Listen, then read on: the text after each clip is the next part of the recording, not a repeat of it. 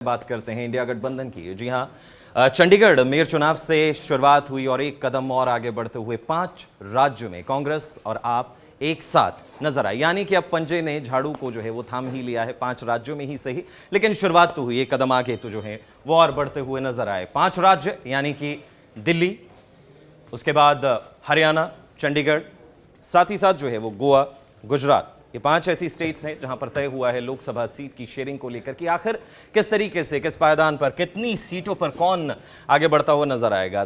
दिल्ली की सबसे बड़ी जो कहा जाए कि जहां पर आम आदमी पार्टी सबसे पहले अपने अस्तित्व में आई, जहां महज एक पार्टी से सरकार का रूप लेती हुई आम आदमी पार्टी नजर आई, वहां पर जो है वो कांग्रेस को भी सीटें देती हुई नजर आई। दिल्ली की बात करें तो आम आदमी पार्टी 4 सीटों पर चुनाव लड़ेगी और कांग्रेस को जो है वो 3 सीटें आम आदमी पार्टी के द्वारा जो है वो दी गई है। हरियाणा की अगर हम बात कर लें तो हरियाणा में भी सीट शेयरिंग जो है वो की गई है। गुजरात में भी जो है वो टोटल लोकसभा की 26 सीटें हैं, जिसमें से 24 पर कांग्रेस और 2 पर आम आदमी पार्टी अपने प्रत्याशी, अपने उम्मीदवार उतारेगी। और हरियाणा की 10 लोकसभा सीटें हैं और 10 की 10 जो है वो इस वक्त बीजेपी के कब्जे में है। इनमें से 9 पर कांग्रेस अपने उम्मीदवार उतारेगी। इस गठबंधन के तौर पर एक जो है वो आम आदमी पार्टी उम्मीदवार मैदान में उतरेगा। वहीं गोवा की बात करें तो 2 सीटें गोवा में हैं और दोनों की दोनों सीटों पर कांग्रेस मैदान में उतरती हुई नजर आएगी, लेकिन बैक सपोर्ट आम आदमी पार्टी का जरूर मिलेगा। चंडीगढ़ में इकलौती एक ही सीट है और अभी जो है किरण खेर सांसद हैं, बीजेपी से हैं और उस सीट पर अब जो है वो कांग्रेस अपना उम्मीदवार उतारेगी। क्योंकि अभी मेयर, चंडीगढ़ की बात करें तो मेयर इलेक्शन को लेकर लगातार बवाल हुआ, हाई कोर्ट में मामला गया, सुप्रीम कोर्ट में मामला गया। सुप्रीम कोर्ट ने लताड़ पर लताड़ जो है वो बीजेपी को लगाई और वहीं जब गठबंधन हुआ, 20 सीटें दोनों पार्टियों को मिलाकर हुई, तो तय हुआ कि भैया मेयर जो है वो आम आदमी पार्टी का बनेगा और उसके बाद जो सीनियर डिप्टी मेयर और डिप्टी मेयर जो है वो कांग्रेस पार्टी का रहेगा। तो कहीं ना कहीं ये भी अंदेशा लगाया गया कि क्या ये प्लानिंग पहले से थी कि भैया हम जो है वो मेयर आम आदमी पार्टी का बन जाएगा और जो सीट है लोकसभा चुनाव की वो कहीं ना कहीं कांग्रेस जो है वो उस पर आगे बढ़ती हुई नजर आएगी। तो ये कुछ इंपॉर्टेंट ग्राफिक्स। हरियाणा की अगर हम बात कर लें तो हरियाणा की कुरुक्षेत्र सीट वो सीट है जो आम आदमी पार्टी को, जिसमें जो है वो कांग्रेस चाहती है, यानी कि गठबंधन चाहता है कि 10 में से एक सीट कुरुक्षेत्र सीट से आम आदमी पार्टी उतरे। यहां पर अभी जो मौजूदा सांसद हैं वो नायब सिंह सैनी हैं, प्रदेश अध्यक्ष हैं बीजेपी पार्टी के और वर्तमान के सांसद हैं। 2014 की अगर हम बात करें, 37 साल बाद 2014 में पहली बार राजकुमार सैनी जो है वो कुरुक्षेत्र लोकसभा सीट से मैदान में उतरे और जीते थे। नायब सिंह सैनी ने बहुत बड़े अच्छे मार्जिन से जो है वो जीत दर्ज की थी। राजकुमार सैनी 2014 में जो है सांसद जो है वो कुरुक्षेत्र से बने थे। 1977 वो साल था जब कुरुक्षेत्र सीट जो है वो अस्तित्व में आई और उसके बाद से एक बार भी बीजेपी जो है वो इस सीट पर काबिज नहीं हो पाई। लेकिन 2014 के बाद से, जब से नरेंद्र मोदी जो है वो प्रधानमंत्री बने, उसके बाद से कुरुक्षेत्र सीट जो है वो बीजेपी के कब्जे में आई। लेकिन अब कांग्रेस और आम आदमी पार्टी एक दूसरे का दामन हाथ जो है वो थामते हुए नजर आ रहे हैं और इस दामन में जो है वो कहीं ना कहीं अब देखना ये होगा कि कितनी मजबूती से वो राज्य जहां ऑलरेडी बीजेपी है, 10 की 10 सीटों पर बीजेपी है, क्या ये गठबंधन कुछ मजबूती से धरातल पर उतर पाएगा? सवाल यही है।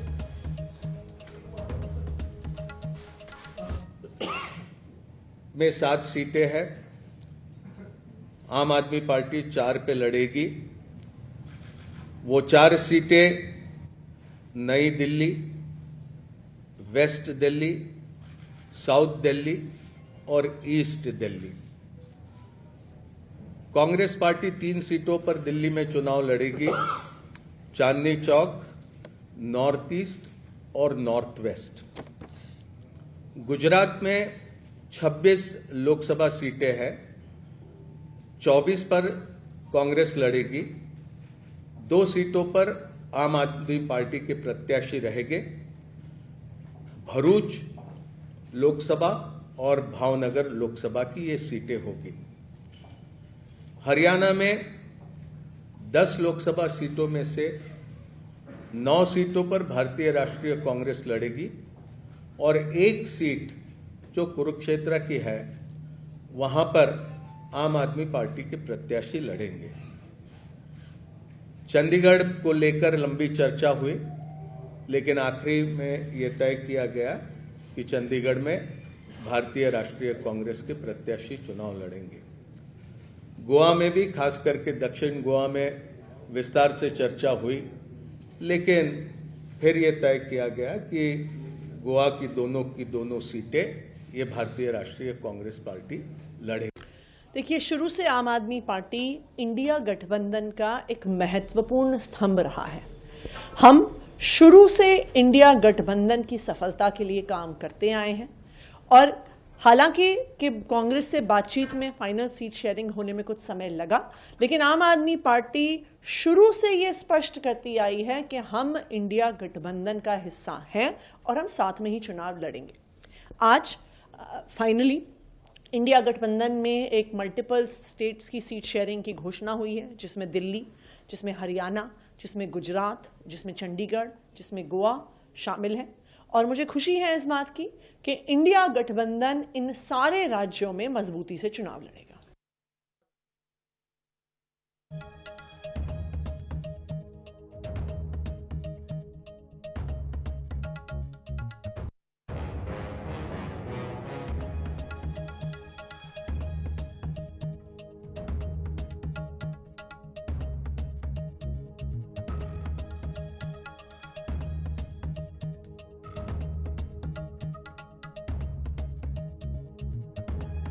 तो सबसे बड़ा सवाल कि वो राज्य हरियाणा, जहां पर ऑलरेडी बीजेपी जो है वो 10 की 10 सीटों पर काबिज है और अच्छे जो है वो मार्जिन के साथ काबिज है, वहां पर ये गठबंधन किस तरीके का कमाल कर पाएगा।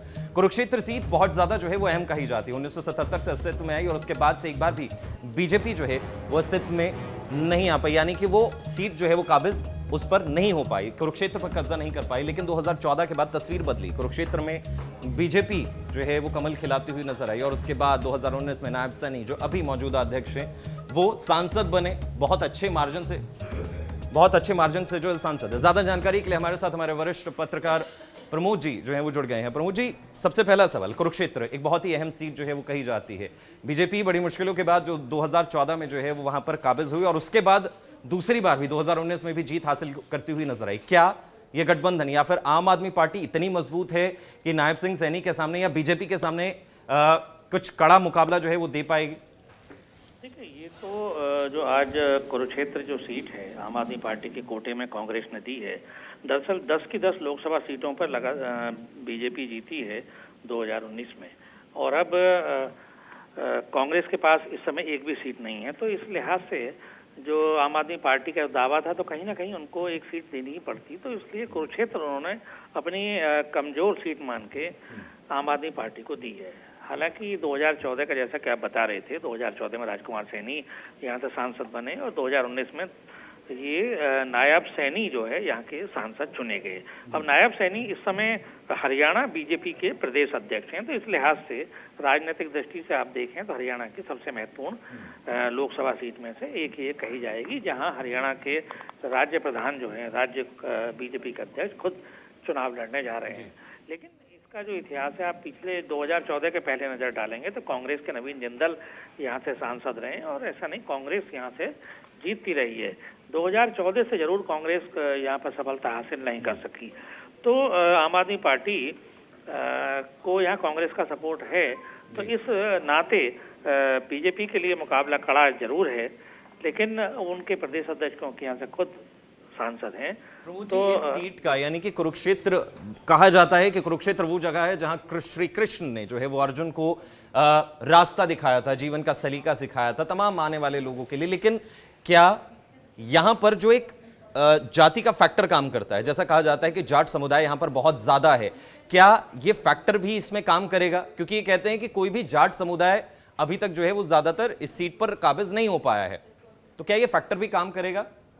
पिछले दिनों मतलब मैं ये कहूँ कि बेशक हरियाणा में जाति प्रधान वो रहा है वोटों का और राजनीति में जातियों का बड़ा महत्व रहा है, लेकिन पिछले 10 साल का यहाँ पर देखें तो मनोहर लाल खट्टर जब से मुख्यमंत्री बने हैं तो वो जातियाँ कहीं ना कहीं, जो जाट वाला जो दावा था यहाँ पर हमेशा चीफ मिनिस्टर के जाट ही रहेंगे, चाहे देवीलाल हों, चाहे भजन लाल हों, चाहे इसके पहले जो और कई मुख्यमंत्री रहे तो वो कहीं ना कहीं जाट ही थे, तो ओम प्रकाश चौटाला रहे, तो वो कहीं ना कहीं था। लेकिन जब मनोहर लाल जी यहाँ पर बने बीजेपी की ओर से, तो एक ये धारणा को तोड़ा गया कि विदाउट जाट यहाँ पर मुख्यमंत्री नहीं बन सकता है। दूसरा, जो पिछले कुछ वर्षों पे आप नज़र डालें तो वोटर का मिजाज भी बदला है। तो कोई भी सीट जो है, एक ये जरूर है कि मान लीजिए जाट मतदाता यहाँ ज़्यादा हैं, तो इस बात का दावा कोई भी पार्टी नहीं कर सकती कि जाट मतदाता केवल उसी के हैं। इस दृष्टि से हम देखें तो जेजेपी भी कहा जाए तो उनका जो पार्टी लीडरशिप है वो जाटों की लीडरशिप है, और बीजेपी के अंदर भी जाट लीडरशिप कम नहीं है, उनके भी तमाम नेता जाट बरादरी को संबंधित हैं। तो और कोई भी पार्टी जो है खुलकर जातिवादी राजनीति करती भी नहीं है कि ये कहें कि नहीं हम सिर्फ जाटों की पार्टी हैं। तो एक जो जीत का एक फैक्टर जरूर वो हो सकते हैं किसी भी लोकसभा क्षेत्र में, इसका फर्क तो पड़ता है, लेकिन अभी वोटर भी कई बार मुद्दों को प्रधानता देता है, या केंद्र में किसकी सरकार है या प्राइम मिनिस्टर पद के कैंडिडेट कौन है, इस बात पे भी बहुत इसका चुनाव परिणाम निर्भर करता है। प्रमोद जी, एक आखिरी सवाल मेरा आपसे ही रहेगा कि चंडीगढ़ में जिस तरीके से इस गठबंधन ने बीजेपी को एक कड़ी टक्कर दी, वहीं उसके साथ लगता है हरियाणा की भी अगर हम बात करें तो हरियाणा में ओवरऑल क्या कॉन्सेप्ट जो है वो देखने को मिलने वाला है, जहां एक तरफ बीजेपी 10 की 10 सीटों पर रही, वहीं ये गठबंधन क्या कमाल कर पाएगा, ना सिर्फ कुरुक्षेत्र बल्कि ओवरऑल हरियाणा में कितना कड़ा मुकाबला आपकी नजर में दिखेगा? देखिए, जब दो अलग अलग पार्टियां लड़ती हैं और एक जो मुख्य पार्टी होती है तो उसके जीत के ज़्यादा आसार होते हैं। तो अब क्योंकि आम आदमी पार्टी भी हरियाणा में पहली बार एक फाइट करेगी सभी विधानसभा क्षेत्रों में, लोकसभा चुनाव में भी वो पूरी ताकत के साथ लड़ रहे हैं। उन्होंने पंजाब के मंत्रियों को, जो कैबिनेट मिनिस्टर हैं, सबको हरियाणा की हर लोकसभा सीट में उन्होंने प्रभारी बनाया, और वो काम कर रही है पार्टी। अरविंद केजरीवाल खुद हरियाणा से संबंधित हैं, राज्यसभा के सांसद थे सुशील गुप्ता, उनको उन्होंने प्रदेश अध्यक्ष बनाया। तो आम आदमी पार्टी पूरे हरियाणा में काम कर रही है पिछले कई सालों से। तो कहीं ना कहीं उसने अपना जो वोटर के अंदर जो अपनी एक पैठ बनाई है, एक ताकत हासिल की है, तो वो कोशिश में है कि उनको यहाँ हरियाणा से इस बार कुछ जीत हासिल हो, इसलिए वो दावा ठोक रहे थे, और उस पर आखिरकार कांग्रेस ने उनको एक सीट दी थी। हालांकि जो हरियाणा कांग्रेस की लीडरशिप है, चाहे भूपेंद्र सिंह हुड्डा हैं, 10 साल चीफ मिनिस्टर रहे हैं, नेता प्रतिपक्ष हैं, वो बिल्कुल इस पक्ष में नहीं थे कि आम आदमी पार्टी के साथ कोई गठबंधन हो। लेकिन अब क्योंकि पार्टी नेतृत्व ने गठबंधन या सीट शेयरिंग का ऐलान कर दिया है, तो उसके बाद में भूपेंद्र सिंह हुड्डा ने कहा कि जो भी आलाकमान का फैसला है वो उन्हें मंजूर है। तो ये बात तो है कि जब आम आदमी पार्टी केवल एक ही सीट पर लड़ेगी, बाकी राज्य में नहीं लड़ेगी, तो आम आदमी पार्टी के जो भी समर्थक हैं, कोशिश तो उनकी यही होगी कि जो हमारा गठबंधन है इंडिया का, तो अगर कांग्रेस के साथ आम आदमी पार्टी का गठबंधन है हरियाणा के अंदर, दिल्ली के अंदर, चंडीगढ़ के अंदर, तो आम आदमी पार्टी के समर्थक उम्मीद की जा सकती है कि वो कांग्रेस के कैंडिडेट्स को वोट दें। तो अगर हम इस नज़रिए से देखें तो निश्चित ही बीजेपी के लिए थोड़ी चुनौती जरूर बढ़ेगी। हालांकि आम आदमी पार्टी का उतना ताकत नहीं है हरियाणा के अंदर, लेकिन इसको जो गठबंधन हो रहा है यूपी में, दिल्ली में, हरियाणा में, चंडीगढ़ में, इसको देखते हुए कहीं ना कहीं बीजेपी को अपनी रणनीति में बहुत कुछ बदलाव करना पड़ेगा। जी, शुक्रिया प्रमोद जी तमाम जानकारी के लिए, हमारे साथ जुड़ने के लिए। तो क्या कुछ गणित बैठने वाला है, वो तमाम गणित जो है वो आपने जाने कि ये खबर, ये जो सीट शेयरिंग का मुद्दा है कितना ज्यादा अहम है, क्या कुछ इंपैक्ट रहेगा वो जरूर देखना होगा।